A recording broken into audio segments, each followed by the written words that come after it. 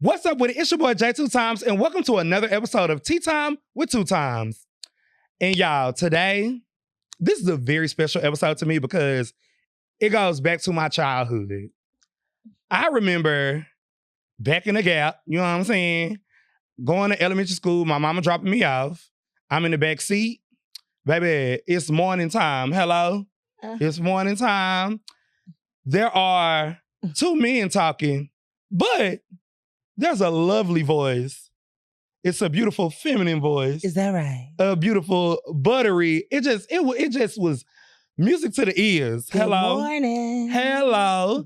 And literally, me and my mama would just be listening and like, oh, we love her. Like she just always was a breath of fresh air, baby. And we couldn't even see her. We could only hear her. Hello. All through the radio waves, baby. For the kids, this was before streaming. This was before the phones. This was before all of that, baby. Okay? So I have Houston radio legend, media maven, beautiful soul, and great time. Ladies and gentlemen, I have Nnete. Hey, thank you for having me. Exactly. No, thank you for coming. Absolutely. Thank you for coming. Absolutely. From the moment I met you Baby. at the TV station, Hello. in the lobby, I said, "Oh, he with the shits." Yeah. I was like, "Can we cuss on this one?" Look, Yeah, you know, I was like, "Oh, he with the shit in the lobby." I don't know if you remember. I remember. I was like, "What's going on over We here?" was like, what's up? What we doing? We cutting Yes, up, baby. yeah. We had a time. Yeah, we And did. literally from that damn moment right there, oh, baby, Yeah, it was up. it was up. Okay? So, boom. For y'all that don't know, Nnete did radio in Houston for like, you really raised us. I was like, I was gonna say, all you bitches is my sons. Yeah. But, I was like, I don't know, you barbs or, right, Cardi. exactly. I like them all. I like them all. Okay, the Queen Bee, look him. Let me bring you all the way there. Queen Latifah, let me take y'all back. Okay, all right, yes. Because the girlies be coming for the divas like, nowadays. They be like, wait, y'all. It's for me, it's all love. I don't care. They don't pay my bills. But yeah, like, they ain't never paid one of mine. I know, 12? right? Hello? 12 years. I started as an intern on the Mad Hatter morning show. Oh, baby, we finna get into it, baby. And yeah, I was there for 12 years. So it was such a blessing. That's like a rare type thing in radio to be in one place for that long in your hometown. You held it down like Mad Hatter morning show, you, J Mac, Mad Hatter. Yeah, Jimbo. And then Rob G came through. We had Def Jam Blackster missing for a while. Our producer, Coop, I got to shout him out too. Shout him out. Yes. So it was a time. It was. And like, literally, it was such a, I feel like that was such a moment in radio. That's back when radio used to be fun. Okay, yeah. I feel like listening, from the listening standpoint, listening used to be fun. I feel like radio since streaming, everybody got headphones now. You know what I'm saying? It's still fun. Like to me, radio is still fun. It's just a different medium. It's a different medium. And what I like about radio, because even when, I was living in LA, I lived in LA for like 12 years. We're gonna get there. So yeah, like people ask, well, what are you listening to? And I'm like, I listen to local radio because just being a radio girly. It's the art. To me, it's what really pulls in the community. It's like, okay, what's going on in our community here? What are the people talking about that you can touch and feel? And yes, they're doing it online too. However, the algorithm, it just depends. So it's something special to me. It's always going to be something special about radio. I still listen now. I was listening to Hatter and them the other day. Like whenever I'm dry as a Hatter and them, it's just Hatter now in the afternoons, but so nostalgic. I literally feel like, and then you just saying nostalgic, like you not a part of the nostalgia.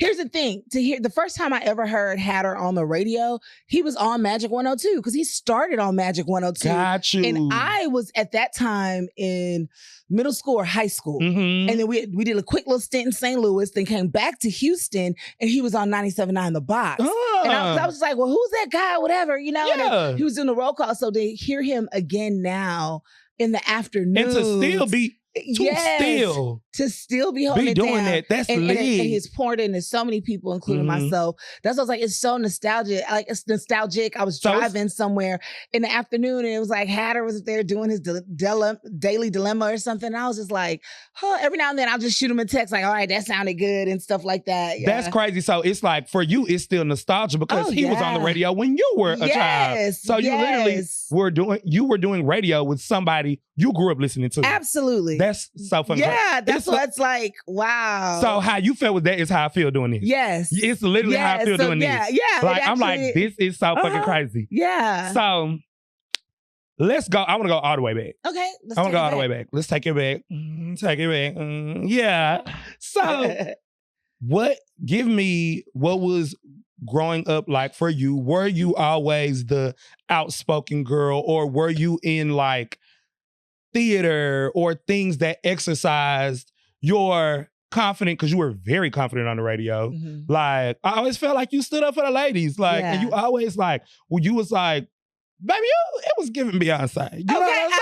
Okay. The Houston legend. The Houston legend. Right. Like, it was giving like Houston radio. Mother, right? Mother. It was giving Houston radio mother. Mother honestly. in songs. Hello. Well, okay, first I'll say I'm a middle child. So for all my middle child children, are you a middle child? I'm a baby. Okay, I'm the baby. So y'all got all the attention. Yes. Y'all got all the attention already. The oldest and the baby. Yes. I was a middle child. So I was like. Is it three of y'all? Yeah, yes. Just three. Yes. So you middle for real. Oh.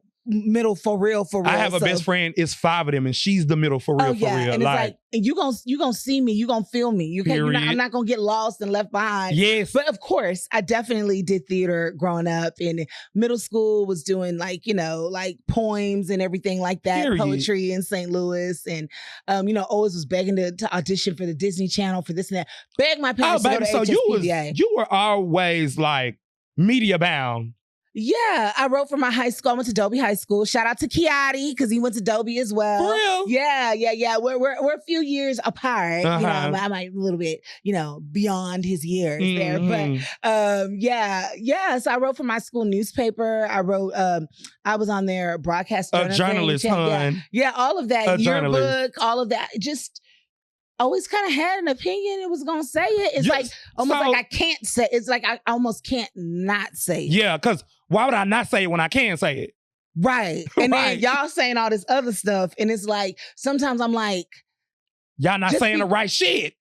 Okay, yeah. I'll be like, but I see it like this. Yeah, and I'm like, not a contrarian. I'm not a contrarian. Never that, at all. Because hey, contrarians, I'll be like, okay, that's attention seeking to me. Yeah, I'm just like, I just literally don't see it that way. Right. This is how I see it. Help me understand how you're seeing it this way, because I'm not seeing it that way.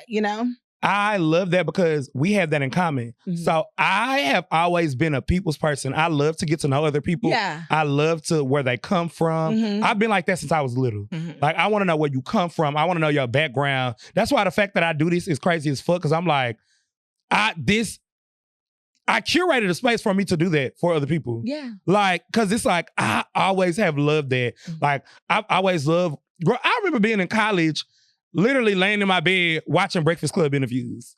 Just because I always wanted to get to know the artist or the other person, like, always. I love a story. I love a story. I want to know your story. I want to know your journey. I mean, definitely the main books that I read, listen to, nonfiction, biographies. We love an audiobook. Yes. I mean, I do listen to a lot of podcasts. I laugh because I'm like, girl, all you do is listen to conversations. But I think that conversations... You learn so much. You evolve. Yes. We get to know each other. You just grow through conversation. It's a conversation at a time. So I'm always enjoying good conversations. Always. And then I feel like it opens up your mind to learning new people and learning new things, and it keeps you open-minded. Yeah. Because you can, by listening to a conversation, you can find out somebody's culture, how they are.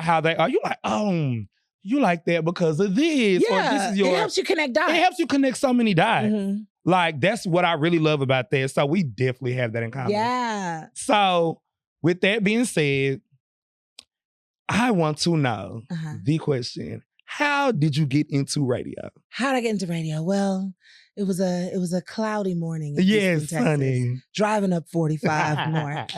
And at that time, because I started U of H, a theater major, but Nigerian, so parents got that out of me quick. They like, baby, please. Yeah, you a lawyer, doctor. Nnete, you need to do Nnete. You need to get a skill. So I went over to political science for a quick moment, but then landed at finance because the money's, where the money resides. Hello. Understand money. And so that time I was an inroads intern at University of Houston. Okay. Finance major, and I was working for Shell downtown. And so you was in the finances for real. I was in the finances for real. Yeah. And I was just about to turn 21, and I was literally like, I got to do anything to get back into entertainment, some way, shape, form, or fashion. Because unfortunately, before I started college, like literally 3 days after I graduated from high school, my older sister passed away. Oh. So real life hit me quick. My condolences. Very quick. Yeah. Thank you. It hit me real quick. And like reality was like, oh shit, use an adult. And so initially I really just wanted to go to LA to do acting because I did theater all through high school. Like I was like, so you were a theater kid. Oh yeah, I went to theater camp in Nacogdoches. Shout out to SFA. I was a theater kid. The original dream was just all acting. Yeah. And so, that's why I started U of H, a theater major. Like you said. I won Best Actress for my school district, Pasadena. Ooh. Yeah, I did have to play a slave, y'all. I was Sojourner Truth, but you know how that goes. You know what I mean? We always win for those things. But that's all right because you got a channel. And you know what? Yeah, she had to channel our ancestors. I did. But, and still won. Hello, did. But yeah, so, it was like after, losing, grief and just all the things that changed in life. I was at U of H, switched to finance, just like, girl, just do that. But by the time I hit 21, so I was going into junior year, I was like, okay, I'm making good money. But your girl want her dreams to come true. Yes. And literally at that time, we weren't saying manifesting and all this stuff. That wasn't a word until 3 years ago. Exactly. maybe about 10, 15. 10, 15. But I'm going to say my generation. Yeah, right. We didn't get a hold of it until 3 years. Oh, The Secret came out probably, I don't know if it was 08, 09, something like that. The book, The Secret, was all about. We'll get to that. I'll take this all over the place. Hey. Yeah. Love it. Okay. So at that time, I was turning 21. Great job already. It was like gonna be, they were offering me a position at Shell in the finance group, so you was the credit. Yeah, I was doing your ones and your twos. Oh yeah, I was analyzing the credit worthiness of gas stations that wanted to have lines of credit with Shell to carry their fuel. So yeah, that's what you was in there. You was in there. You was in there for real. That 44th floor, Texaco Heritage Plaza downtown. Ooh. And I would drive in, because I was off every other Friday when I worked at that job. And that's a cute little college schedule. Oh, yeah, it was great. It was at the college, 980 in the summers. I worked all week, but then even during the school year. But literally after my 21st birthday, I wrote down everything I wanted to do in life. And it's on the yellow legal pad, just wrote all kind of stuff. Baby, before manifesting the word came to the people, you was already writing it down. I've always been a journaler and writing and getting it out. Yeah. And so I was just writing, I want to be back in the entertainment industry any kind of way, acting, something, da-da-da-da. And as I used to listen to the Mad Hatter Morning Show as I drove into school, and they were looking for a diva for the day because Shelley Wade, who was the co-host, had just got a job in New York for Z100. And I was like, diva for a day? What is a diva for a day? I was like, maybe I should try and show up or whatever. And so they used to announce it on the radio. Yeah, it was literally just on the radio listening. Like it was like a promo. Like you hear for free tickets for this and that. They were looking for a diva for the day because Shelley Wade was leaving and going to New York. And I was like, oh, that might be fun. I listen to them all the time. And backstory. Love those. Okay. Hatter, remember Astroworld? I don't know if you ever got to experience Astroworld. Girl, no, my sister did. By the time, I think by the time I was like 6 or 7, they tore it was down. Done. It was a wrap. Yeah, so when I was in high school, I did a a talent show at Astroworld that Hatter was hosting. Yeah. So it was literally full circle. It was full circle. Hatter was hosting it. And my mama still got them cups because my mama keep every cup. Like my mom got every free cup she ever had is on top of that refrigerator. Baby, exactly. Yeah, she like, hold on, that's that cup from 92. Yes. Yeah, and it's like the Soul Patrol. And I mean, I do drink out of it when I'm at home. And it's so funny. I'll be like, oh, guys, like, I'm glad I have it. But I'll be like, Mama, we can let all this go. But it's she like, baby, give me my cup from 95. Okay, yes. It's very nostalgic, right? And so I was just like, dude, by chance. Yes. Did he remember? He did remember. He did? He did. I was going to say, because some people have memories that are like, like me, I can, I be remembering shit like that. Yeah, he remembered, because I think I got like third place, either second or third place, whatever. Do you remember what grade you were in? I feel like it was either freshman or sophomore. I feel like in high school. Oh, of high school. Yeah. Oh, so you was in high school for the talent show. Because I think it was before I went to drama camp. Gotcha. At Stephen F. Austin.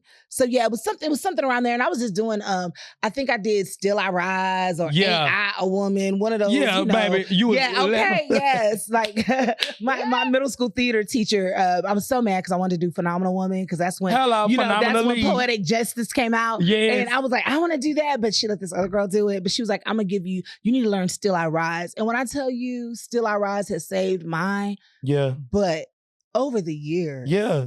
Over the years, if y'all don't know Maya Angelou's Still I Rise, you may write me down in history with your bitter, twisted lies. Hello. Okay, but at the end of everything is like, and still I rise. Period. And still I rise. And so sometimes it just comes to me, rest in peace, Miss Moore. You know what? For the people who are my age, if I'm not mistaken, that is the exact poem she was doing in Family Reunion, right? Medea's Family Reunion? Oh, maybe. I can't remember. But yeah, Dr. Maya Angelou is just... I think that's the poem. If y'all not familiar with it. Amazing. Look her up. She was dope. Yeah. She was an artist, a dancer. She did all the things. Baby, she had a life was lived. And I love that for her. And so Hatter, he remembered because of that. I think there was 2 or 3 people there that I think one person he ended up working with, because he had his paid in full record label and they were doing some singing and stuff there. Mm-hmm. He was like, oh shoot, but he did. I don't think I mentioned it initially. Or whatever. But long story short, Katie Mills Mall, when that opened up, so that all this happened in 2001.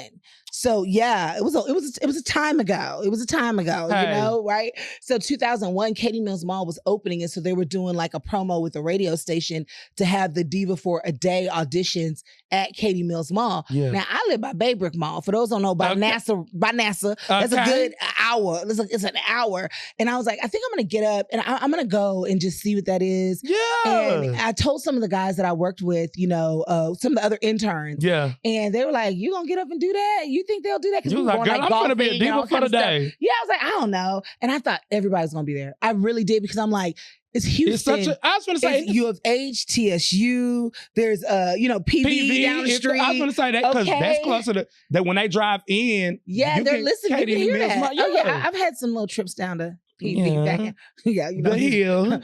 My story says they always hit me when I'm on the way back. They be like, "This girl done disappeared." You know, things Sam.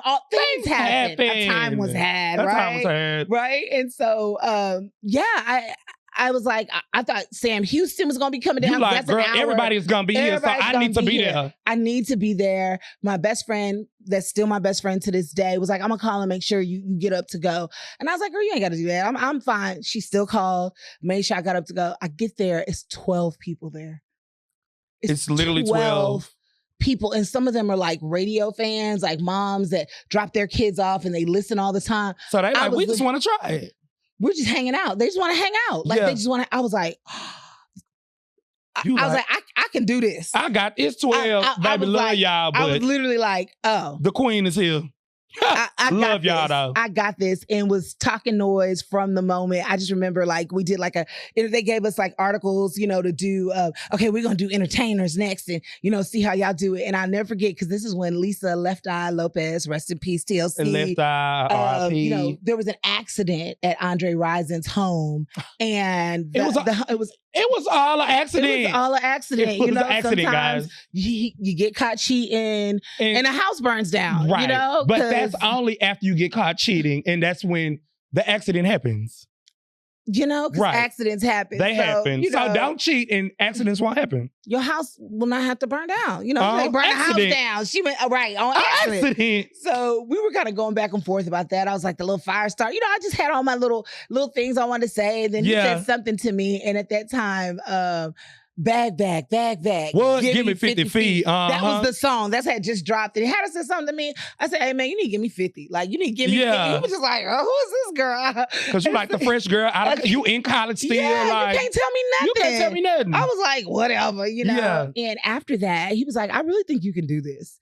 And I was like, I'm Nigerian. And I've already. My parents don't play this shit. They don't play that. And he literally, I mean, when I say I have so much reverence for Hatter. And sometimes, I mean, he literally said, so are you going to live for your parents or you going to live for yourself? Oh.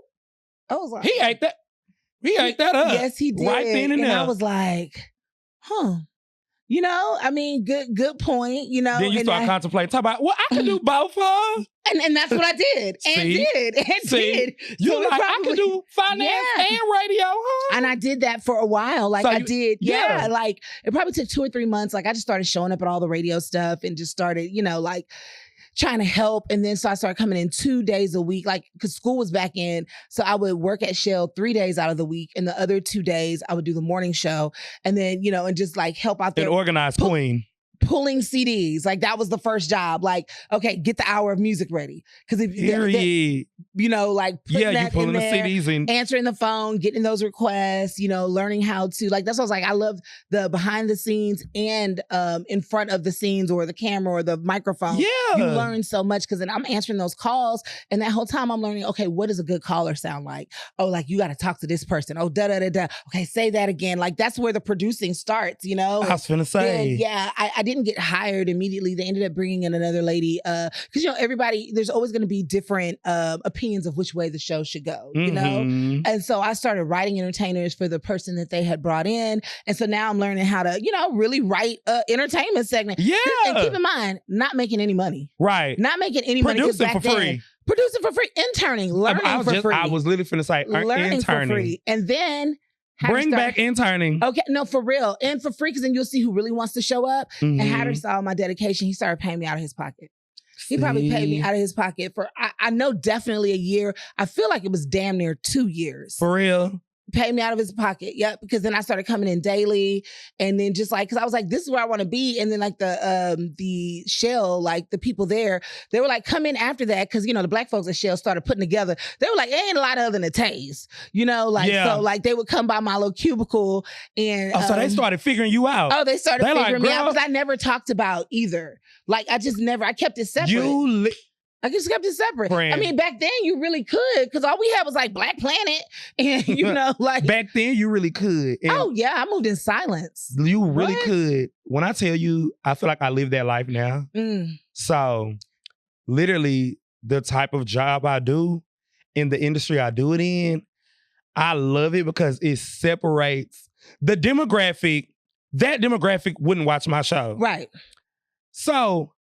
Been doing great at that until somebody found out. Somebody put it together. One of us. It's always us. He comes in and like, hey, I saw you come across my TL. He was like, I like your podcast. Walked out. Walked out. Yeah. Another one of us. He doesn't work for the company anymore, but he was a big wig in the company. And we went out to eat earlier this year. We go out to eat. We talk, all of us, everybody was black. All of us, that was a child we had with the Chili's. And he was from out of town. I can say it now because he don't work for the company, but he lived in Atlanta at the time. Came to Houston for a work thing. So he takes all of us out to eat. About 2 weeks later, he contacts me and he like, no, we have a meeting, girl. We have a meeting. The meeting was about a position I wanted in the company. So I'm like, hey, I want this position because we still got to get the coin, baby. Gotta get the coin. Until I start doing this full time. Right. We will be getting to the coin. So I'm telling him, girl, why this man go, we have this serious ass conversation. Everything going good. We finna log out. We on Teams. He goes, oh, and by the way, Nice podcast, by the way. I said, I'm shook. Because I'm like, this man is damn near one of like the top 3 bosses at my company. Mm-hmm. He is literally, he works at headquarters. Like, my job, headquarters is in Atlanta. He works at headquarters. He's a huge, I said a big wig, he's a huge wig. This man done sat up here and said, like, I was shook. I was like, and he watches your podcast and enjoys it. Yes. And he was like, I enjoyed it. Like, so when he ended up leaving, he ended up letting me know, like, I watch it, I enjoy it. Nice. He's like, and I was like, it felt so good. Like, now, us at my job, I'm cool. I'm cool with us, because I feel like we all have a code of like, don't say nothing.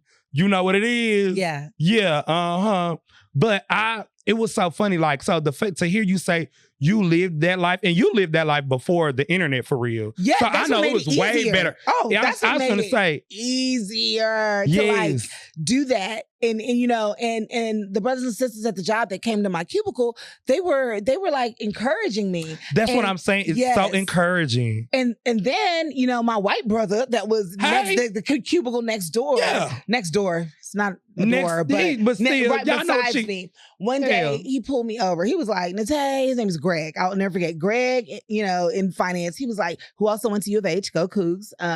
He was like, Nnete, I just heard them say something about some radio thing. Let me just tell you, I used to play the trumpet, Nnete. I wanted to travel the world. Wanted to travel the world with a band playing the trumpet, but then I got married and I had kids, and, you know, we just had 9/11. They're over here giving out packages. Oh, yeah, because it's 2001. 2001. He was like, they're giving out packages. Whatever you're doing with the radio, they got them excited. Like, you should do that. Jobs like this are always going to be here. And I was shout out to Greg in finance. Shout out to Greg, yes. I was like, huh? And he was like, they're always going to be here. And I was like, wow, you know what? Yeah. He was like, that's different. Yeah. He's like, I play the trumpet every now and then now, but I never got to do all of that. So that also put things in perspective. The fact that, like, you know, like, I wrote this list. Radio was not on the list. I thought about being a talk show host, of course. Right. But I never thought about like a radio person. Damn near the same. I mean, especially morning show, because that's when you have more conversation and you're interviewing and all the things that came from that was using, like, oh, I wrote for my high school newspaper. I did all of, you know, yearbook. Yeah. I did the broadcasting thing at Dobie that we had as well. Dobie Insight, that's what it was called. Come on, Dobie Insight. Yes. So it all like kind of paid off, even though I studied finance in college. Because I feel like literally what's inside of you is what'll end up coming out. Like me, literally, I was that person. Like, but what's crazy, I always be like, I wonder if I would have did radio in college. I wasn't a mass comm major. Girl, I was a criminal justice major. Really? I got my bachelor's in criminal justice and I got my master's in human resource management. Okay. So nothing in media, but I've always just loved being. Great question.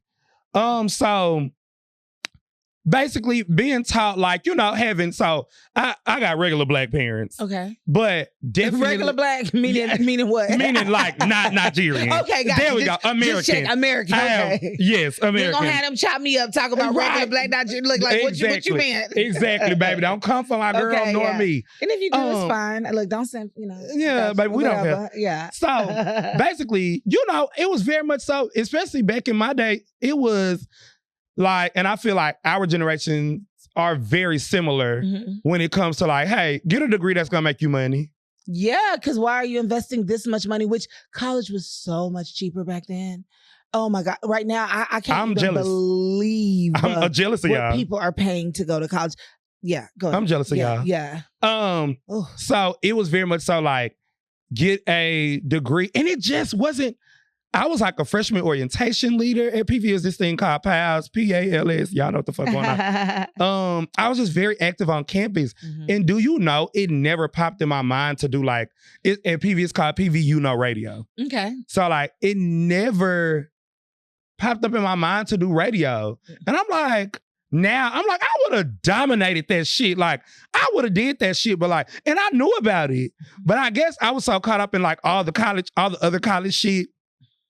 I never really was like, and then like I used to host things. Like I used to audition to host things. I used to like hosting because that's like what I love, like media personality, hosting, all of that. So you were still kind of doing it. You just weren't at radio in college, but you were still doing the thing. At PV, we got this thing called the PV Choice Awards. I wonder if they still do that. When I was there, I'm going to say that. We had this thing called the PV Choice Awards. Baby, what? That was a red carpet event. Everybody used to dress to the... You would have thought we was at the BET Awards. Oh. Baby, we used to dress to the... All the girls would wear their dresses and or ball gowns. Okay. The dudes, everybody had their suits on. Like, the PV Choice Awards was a thing. Nice. And it was at the end of the year. It was always at the end of the year. And like, that's when they announced like best fraternity, best sorority. Like, it was literally a real award show. Baby, when they asked me to present an award one year, I thought I was goddamn. You couldn't tell me I wasn't. Remember when Monique hosted the BET Awards? Do I remember? She came out with no. Baby, I was there. You were there? Oh, yes. Baby, see there? Yes. Like, you couldn't tell me I wasn't hosting. Okay. And I remember me and my friend, shout out to Summer, that's still my friend too right now. It's my girl. We walked, they was like, okay, when y'all come on, y'all gonna walk to the center of the stage, y'all gonna pose, and then, because baby, I had the envelope. I had fate in my hands, okay? Yeah. Me and her, we walked to each other, we turned, we posed. Mind you, the crowd is huge. Yeah. We posed, people screaming, and then we walked to the podium. And for the award, and I remember we did Organization of the Year because we were both in PALS, which was the freshman orientation leaders. So we did Organization of the Year. So it was like, and the Organization of the Year is, and like, it gave like, I was like, this. Like, I remember it was always a feeling that made me like, oh my God, this. Like, it's a feeling. It's like, it's a feeling. I get it. Yes, you get it. Like, you know that song, oh my gosh, Holy Grail. Yes, Jay-Z, Justin. Yes. And it's like, I can't let it go. Literally. I'll be like, even just when I got back from LA from the Emmys, I was like, because sometimes I wish I could just do some other stuff and just do it. Yeah. But I just keep getting pulled back in the media and the stand-up. Like, I can't stop it. And I'm like, I love this shit so much. I could legit, I'm deadly fuck serious. I could do this for the rest of my life. I could too. I don't know why I say it with like, oh, I can too. Like, it's like, I love it, but then I'm growing through things right now. Because every time I try to step away from it, something pulls me right back. Not Tyrese. Every time you try to leave. Yes. Baby. Pulling you back. Yeah. Like. Yeah. Yeah. Yeah. Yeah. Like first world problems. Right. First world. Oh God, guys. Jesus. First world problems. It keeps pulling me back. But it is something, because it can take a lot from you. It can be exhausting. Like you said, regular jobs to maintain in between, when you're having certain things, getting things started back up. There's a million, it's just a million things. A million rebrands. Okay. The girlies don't tell you about all 1,000 other rebrands you're going to do. Yes, all of the people you meet along the journey. I'm very grateful. Yeah. And, sometimes I'm like, girl, why can't you just do something else? It's just like, but it's like, because I feel like that happens when you do what you were destined to do and what you love doing. Yeah. Like, you love doing the shit. I do. I agree. You love doing it. And that's why it's like, every time you try to leave, something keep pulling you back. Yeah. And I'm like, just love it and do it. But sometimes I just, simplicity, but there's nothing that's simple. Yeah. And no matter whatever you do, it's gonna, pull you right on back to where you're gonna always course correct. Life will keep, I believe that life will keep on course correcting you back to where you're supposed to be, however it is. That's why I said the 1,000 rebrands. Like, that course correct was the term. The rebrand. Yeah. Okay, got it. That's what I meant. Like, that was the two things that coincided with each other. Like, you gonna keep rebranding, like polishing better. Like, oh, okay, I like this set, but then next year, I might want to go to another, like do another thing, set in here. Like, I might want to do another set in here. Like, oh, I want a different background. Like, because baby, I love this studio. I ain't gonna lie. I ain't motherfucking good. So it's like, I might want to do another set and go to. So that's what I mean by, because you're course correcting and like, it's like, okay, new ideas. When new ideas come, the rebrand. You know what I'm saying? Oh, yeah. Like things of that nature. So give me, okay, so these are the questions I want to ask you. Okay, hold on, because hands are them down for when, matter of fact, yeah, I'm going to say at 97.9. That's cool. I always have love for 97.9 The Box, Manhattan Morning Show, Radio 1, Urban 1 now, all of it. I was going to say that's like my legacy in my career. That's everything. Everything. It was, yeah. So, boom. What's the wildest thing a caller ever said on live radio? Oh gosh, the wildest? Or like craziest, what's something you always remember? You was like, hold on, what, huh? One of the things that I always remember is like, because I started doing like interviews, like small interviews here and there, but then it was like I became the interview woman for the station. Yeah. And like I used to have a book club, Nnete's Book Break. Shout out to all my book club members and stuff. And people always suggest books. But the book, have you ever heard of The Alchemist? Yes, I have. Okay. The first person that told me that I need to read The Alchemist was DMX. Rest in peace.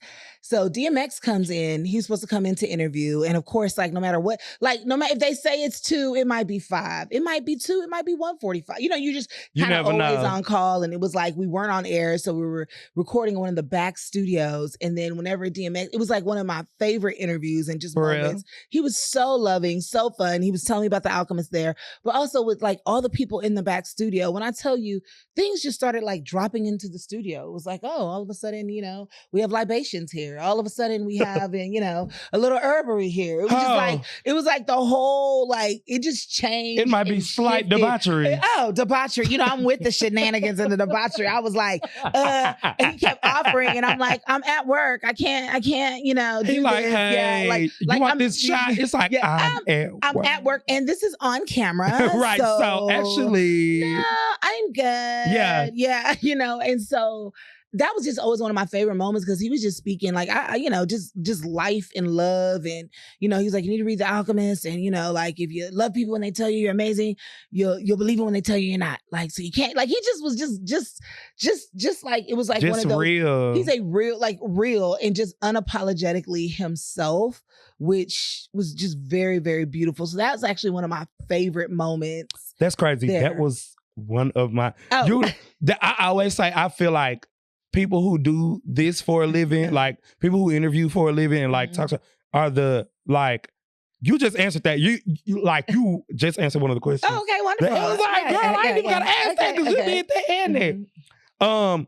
Which artist, okay, so he was definitely one of your favorites. One of my favorite interviews because he was just so real and so honest and raw and unapologetically himself. Which artist, because you know, like what I have learned in this realm is when you are the host of a show, you have to be a great host and know how to direct things and lead it in the right conversation, because sometimes you may get a guest that is maybe a little stale, or the person is one way in real life and then when they get on, it's like right. So which artist which artist was your favorite artist? They had the best personality. Like when I got there, you was like, girl, we friends. Yeah. Oh, yeah. I'm like, let me pull out the category. You know, I just always remember it as just kind and just cool. And I was like, I mess with her. A-Marie is just cool.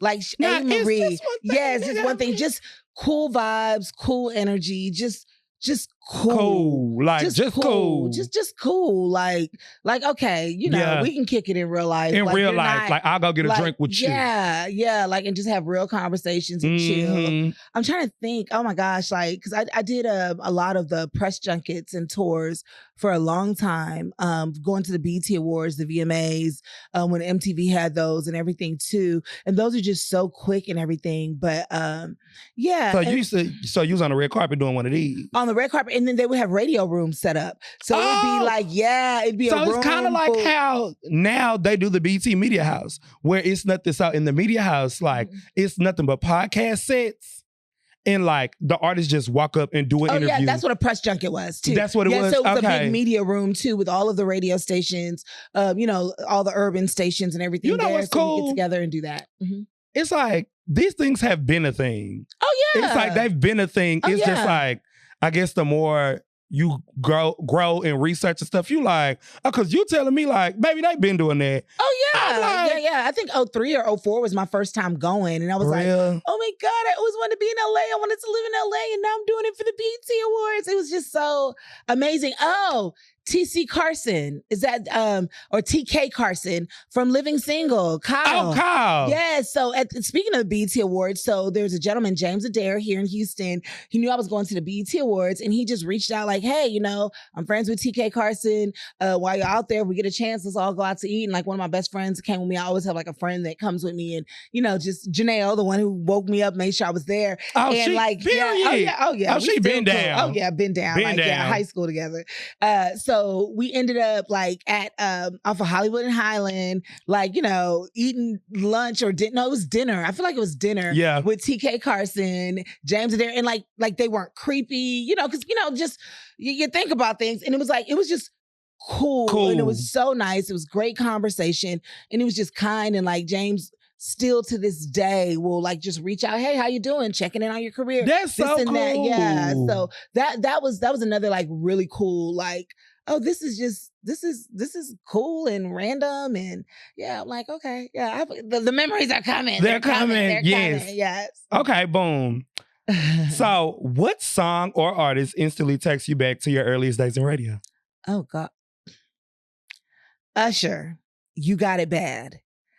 Usher, you got it bad. That used to be my song. Yes, I wrote a parody song to it that was horrible. Horrible. But they played it anyway, because they were like, because I wrote it, I recorded it, and they played it a couple times. I'm crying. So, I was just like, oh gosh, this is, that for sure. That one. That for sure. Yeah. And then the other day I was driving and Eve Blow Your Mind came on. And let me blow your mind. And we used to play a trivia game to that. And it's like, let me blow your mind. Let me blow your mind. And so then we would ask a question. And I was just like, oh my God. It's just funny. Like being back in Houston has been, again, I keep saying nostalgic, but it is because I was gone for 12 years. Yeah, in LA, right? Yeah, in LA. And so now I'm like, oh gosh, this and that. It's so many memories, so many good memories. So last question, and we're going to get to the LA of it all. Okay. So if you had to build this is in your opinion, if you had to build a Mount Rushmore for Houston hip hop, oh gosh, who would you be putting up there? And you can do it. It don't have to be now. It could be from your radio days. A Mount Rushmore. So four people. Okay, and so when we say Houston, do we just mean Houston? Or can we include PA? You know what I'm saying? Because I always think I always give them a hard time. I'll be like, I mean, y'all really Port Arthur, but it is Houston. You know what I'm saying? We could definitely do Houston in 409 for sure. Oh God, it's just so it's the Mount Rushmore and I'll definitely say Bun and Pimp because for sure. I mean, one. It wouldn't be no Pimp trill. Rest in peace, Pimp. He used to call the morning show, like when he was leaving the studio. And like, for real? Oh gosh, because we started at 5 a.m. talking. So we'd be up there like at 4 o'clock. Yeah. So he'd be driving back from the studio. He'd be like, Nnete, if they do it, you're going to talk about it. He would just always pour love into me. And then he was unapologetically himself. And they were unapologetically themselves. I mean, you got to say Face Mob. It's like, it's so hard. Like, Face Mob, of course, Scarface, loved his Tiny Desk. I was like, and it's like, hip hop is getting older now, but it can't just be 4. Because to me, also, Chamillionaire and Paul Wall. Because they was hot at that. They was hot. Slim Thug. Running things. All of them. Like, I'm like, it's just 4. Like, it's you could do it. Matter of fact. Yeah. Like, so, I mean, I know Master P is, New Orleans. Make them say, But No Limit, he went to U of H, go Cougs, you know what I'm saying? Hello. Like, so that whole, that's a hard one. That is hard. But I feel like your answer was great. Megan has taken Houston, for female rappers, like the heights that she's reached, amazing. So doing her thing. Yeah. So, and everybody that I didn't mention right now, I mean, No Love Lost. Lost. But those were the big, you think, hold on. Mike Jones? Who? Cause who? You know, people still like, even in LA with those references, or like anytime I be in LA hearing Houston songs, I'm like, damn, we made it out of, Houston, we made it out of Houston. And and those are the pioneers from, of course, the Ghetto Boys. Yes. So I gotta include all of them. With Rap-A-Lot, it's just so many. It is so many. So for you, Lord, I can't. But it was still a good answer. Yeah, all of them, they've all had their unique contribution to the history of hip hop in Houston. They have. Mm-hmm. So when was like, okay, so I'm trying to figure out which one I want to ask first. Mm-hmm. I'm gonna do this one first. When was your like aha moment, or like, oh, I made it doing this moment when you were doing it? Or like, damn, I feel not even I made it could be like, damn, like I'm really doing this. Like, I'm really here type shit. Like, I feel like there's a great way for them to make you feel like you've never really just done it, because you're always in negotiations over contracts and this and that. But what I will say, what was a big rewarding moment is when I bought my house. I bought a house in 2005 in 3rd Ward. I was like, I'm going to move into 3rd Ward. I got a house. And just even the shopping for the house and being able to purchase, like, again, Hatter, like he poured such goodness into me with certain things. Like, it was like I was looking for a couch. First world problems, y'all. Oh God, a couch. I couldn't find a couch that I just loved. We can't find a couch. And then, up on Fondren, there were all the custom made couches and these like it was so like, it was like, at that time it was a lot of money for me. Like I feel like it was like, I feel like the chair by itself was $1,500, and then the couch was like $2,500 or something like that. And I was like, for a couch, you can just go to here and get this and that. And I mean, I was talking about these couches for probably a couple months. And Hatter was like, Nnete, you should buy what you want. You work hard. And if you really want it, you need to buy it. You've been talking about this for a couple months that you ain't found anything else that you like. So buy what you like because you deserve it. Oh. And it was like a shift. Yeah. It was a huge shift in money. Yeah. You know, like you buy what you like, especially if it's quality, and hold on to it. Couch is in my brother's apartment in LA right now. Period. Yeah, the couch. Getting our money's worth. Man, okay. Because I mean, I'll buy nice quality things and hold on to them. Yeah. So, yeah. And people be like, man, this is a nice couch. And it just always takes me back to that money lesson. Yeah. And I did this talking on the radio. You like talking on the radio. Being yourself. Being myself. Being myself got me here. Like being myself. Being yourself got you a house. And there's literally no way around that. Yeah. Being yourself got you a house. Yeah. And so when I'm trying to do all these other daggone things, I always end up, because I be frustrated. And I'm like, girl, but you bought a house being yourself. Back into this thing we got. Hello. Yeah. See, no, literally, like, that's why I'm like, this is crazy. This interview is like, I'm really having a time. Like, I feel like, hell, fucked around and forgot the cameras was here for real. Like, it's one of those, like, because, like I said, I want to do, that's what, and I'm going to say it on camera because I'm manifesting. Like, I want to do red carpets, interviews, like correspondence, all of that. So it's like, is that what fueled your move to LA? Like, what fueled the move to LA? When was the decision made? The decision was kind of made for me. Okay. Because life happens, and as we mature. Be lifing. Right.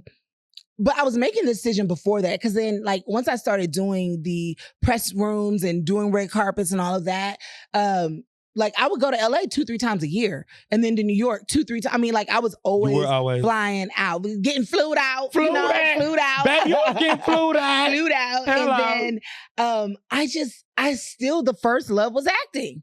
Yeah. And acting and performing. And I just like, I want to, and then LA became such a healing place for me. And one of my best friends who we work together, she's a nationally touring stand-up comedian, Dicey, that went to college with us. And we were working on a couple of shows. Uncivilized is a political trap show that is so dope. We're going to be doing some things here in Houston, but we've been doing a lot in Dallas, but we're going to go on tour with that too. She was the first one that moved to LA. She moved to LA in like maybe 03 or 04. Like right after. Yeah, she wasn't playing around. She did a theater major and stayed a theater major and then moved to LA. When did y'all graduated U of H? Oh yeah, together. Yeah, I think I graduated maybe a semester before her, but right after she graduated, Lil Kiki on the Mount Rushmore of like oh yeah, shoot, Lil Kiki. Okay, yeah, Lil Kiki, because it made me think of them because like, you know, I just bumped into Kiki at Fox 26 and we were, you know, me, him, and you know, I was like, oh, Dicey, I'm out there with him. He was like, I remember when she was making the decision to move to LA, and I was like, I do too. And so whenever I would go for the BET Awards for anything, I might go a couple days early and stay with Dicey, and Kim, you know, and that's her gum name, Kim. So I go back and forth with that. Yeah. And then she would come stay with me in my hotels. Period. And then I would stay with her, like afterwards, you know, to keep extending the time. And then it was just like, I started taking my vacations to LA because I was like, I just want to be here and not have to work. Like, what is it like living in LA for a week or two? And then one of my other sorority sisters, who's a television producer as well, she got a job out there. And then I would come stay with her for a week. So it was just like, I was spending all my extra time in LA. And then in 2012, it was like, okay, cool. Like at that time I was touring with an astronaut, Dr. Bernard Harris, and we would tour around the world, literally like doing like stuff about STEM or STEAM, you know, science, technology, STEM. Yeah. So he would talk about he was the first African-American man to walk in space. And so I was the fun part first. Yeah. You know? Like, hey, y'all. Yeah. And get him all hype and everything. Then he'll come in with that. And so I was just like, you know, the morning show was cool. I was always grateful for it. And they accommodated that schedule. And I was like, I had started doing stand-up a little bit. Because my favorite interviews were always the comedians. And they'd be like, you need to try stand-up comedy. The first person was Monique's manager, was like, you need to try stand-up comedy. And I was like, oh, thank you. I didn't realize how much I enjoyed doing that. And so Charlie Murphy gave me my first opportunity. Rest in peace. I know. At the Improv. And I didn't even tell them. They were like, she been talking about doing stand-up forever, but she ain't gone. He was like, well, you want to do 5 minutes tonight or 3 minutes? It was either 3 or 5 minutes tonight. I was like, yeah, because we ain't never scared. I was like, oh, shit. Talking about, look, go to the rest of the time about we a little scared. Okay, right. Look, a lot scared. I was working on them 3 to 5 minutes all day. Hello. And then, all day. I called in all of our Houston, you know, finest, Ali, Billy Sorrells, all of them. I was like, and we was in there, and you know, like Billy was like, write it out, and then he would just chop the whole thing down. It's too long. I was like, what? This and that, like, just like I rewrote that damn thing, and then I did it, and I was like, oh my gosh, like. You did 5 minutes. I did 5 minutes. Good. Yeah, 3 or 5. I feel like it was 3. I don't know, whatever. But I couldn't even believe it. So it was like everything was pulling me there. I would go to LA and start doing open mics there. I was like, this is where I want my next thing to be. Because at that time, it was 12 years. Yeah. 12 years. And in 12 years, that give, I came outside, I conquered. I mean, it was me, like Deborah Duncan, who's still doing her thing on Channel 13. Beyonce, like we're Destiny's Child, like we're, like y'all, it's y'all. Like and I mean, we're in Houston, and it was great, and I always still wanted to be in LA and wanted to be acting and wanted to do all of that, and so it was time. Like, and everybody at the station knew I wanted to go to LA, so it was kind of like. So you was like, baby, it's time for the diva. Yeah, they helped me make that decision that it was time to go. The diva has to do a dash. Yeah, and did, and that's been fun. Oh my God. Yeah. When I tell you, you're coming back. Oh, I'd love to. Yeah, I was going to say, just so you know, you are coming back. We have to do a part 2. Yeah. I loved everything about this interview. I am like, oh my God, the bond that we have started. Yes. And like are creating, I love it. Like, girl, I just, this is great. Thank you. You're going to go far because I was like, he asked like, you know, after I meeting Jay at a TV station, I was working on this pilot talk show. We needed some people. And he was like, yeah, I'll come out. And I was like, well, let me know if you ever need anything. You were like, will you come do my podcast? I was like, oh, you're good. Yeah. Yeah, I will because most people aren't bold enough to ask. Mm-hmm. They're just not even bold enough to ask. So it's like, oh, okay, cool. Yeah, I'll come do your podcast. Yeah. So yeah, and that's the first thing is just being bold. Mm-hmm. Being bold. So, I'm about ass beat, so I'm gonna ask every time. Okay. So it's like, that's what, because I was just like, this, like, baby, I'm talking about went home to my mama, like, guess who? And when I say it's, I don't want to sound like this. I'm not a bitch that's easily influenced or easily, like, impressed. Mm-hmm. And. Look, me either. Okay. Like, I'm just not. Like, and so it was really like, so when I actually look up to somebody, like I said, like I'll never forget on 85 South Show with Carlos Miller, somebody had asked him, does he get starstruck? Now, and he was like, I don't really get starstruck. He was like, he was like, I love when I meet people from when I was younger. He was like, that's when the real like shookness for him comes in. And I think that's how I am like for people like, but you are like a waymaker. I feel like you like pave the way for, especially if you from Houston and you do like media, there's no fucking way on earth that motherfucker can be like, oh, it's Nnete. Well, especially if you're an 80s, 90s baby, I'm gonna say that. You know these 2000s babies. It ain't no. Yeah, because like the 2000s babies. But I think that's also gotta watch your ass card. I think that's also what's beautiful about radio. Yeah. Because everybody's, not everybody, but the people who were listening at that time, you're having your own unique experience, but it's also the same. You're on the way to school. You're on the way home from school. You listening with your parent. Yeah. It's so much bonding in that versus everybody having their own headphones, listening to their own thing. It's like, this is a shared experience, during life moments, so that's always like, I just think that's beautiful. It is. It's beautiful. And I can't wait till you come back because it will be happening. Thanks for having me. Of course. And thank you for doing you and being a light and showing up and being bold. Thank you so much. Thank you so much. So with that being said, y'all, thank y'all for tuning in to Tea Time with Two Times. And we're going to see y'all next time. Hey. Bye. Bye.